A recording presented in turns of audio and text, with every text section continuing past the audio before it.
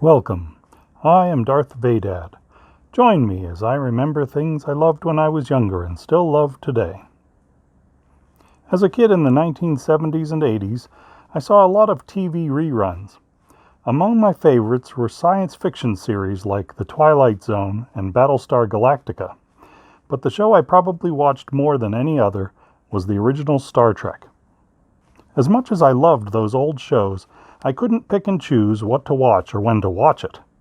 To fill the void between rerun airings, I started to look for books from the local library.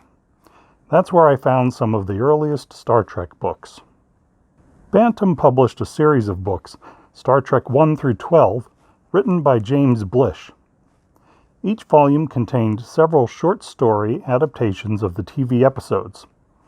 In volumes 1 through 4, the author was using early draft scripts that often deviated somewhat from what viewers saw on TV. Even though I was most interested in the stories, the original art used for many of the covers was also fascinating, as a certain Vulcan might say. Star Trek II included an adaptation of one of the show's most famous, or sometimes infamous, episodes, The City on the Edge of Forever. Blish's version included some elements from Harlan Ellison's original script that didn't make it into the TV episode. James Blish died before he could complete the 12th volume in the series. His wife Judith, credited as J.A. Lawrence, adapted the last two scripts, And the Children Shall Lead and Shore Leave, to complete the book. She apparently had been contributing to the series for several years without being credited. To finish the TV adaptations, Bantam published Mudd's Angels, which included adaptations of the episodes Mudd's Women and I, Mudd, as well as an original novella by Lawrence entitled The Business as Usual During Altercations. From the first book in 1967 to this one in 1978, it took 11 years to publish the entire series. The show's 79 episodes had first aired between 1966 and 1969. James Blish also wrote one original Star Trek novel published by Bantam in 1970 called Spock Must Die. The book was a sequel to the original series episode Errand of Mercy by Gene L. Kuhn. Though I read Spock Must Die, Bantam published several other books by other authors, many of whom I missed out on, including two by Joe Haldeman and one by his older brother Jack, and two by Sandra Marshak and Myrna Colbreth, who also edited two novella collections. Overlapping with the Bantam books, Ballantine also published adaptations of Star Trek the Animated Series between 1974 and 1978. Written by Alan Dean Foster, there were 10 Star Trek log books in the series, adapting the 22 episodes as either novellas or novels. I read at least some of the Foster books.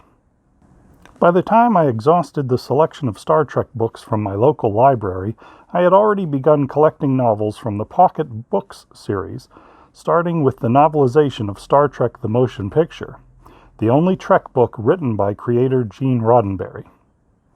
Pocket Books editor David G. Hartwell was instrumental in securing the rights to publish Star Trek books. His work in the science fiction field went far beyond Trek, earning him several Hugo Awards and dozens of nominations. The first original novel from Pocket was Vonda N. McIntyre's The Entropy Effect, published in 1981. She later went on to write the novelizations for 3 films in the franchise: Star Trek The Wrath of Khan, Star Trek III The Search for Spock, and Star Trek IV The Voyage Home. Sandra Marshak and Myrna Colbreth returned to writing Trek with 1982's The Prometheus Design.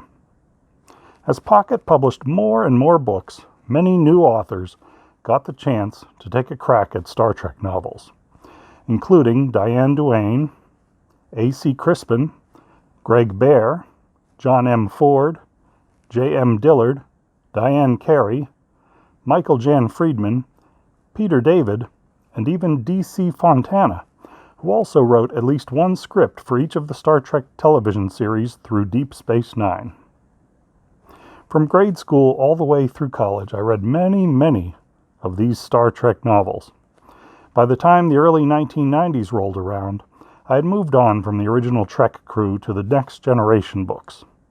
I even tried my hand at writing a Next Generation novel my freshman year of college, before I found out Pocket Books didn't accept unsolicited manuscripts. Pocket Star Trek publishing is still active today. In fact, there are so many books that there is no way the characters from the original series could have possibly lived long enough to have gone on all the adventures credited to them.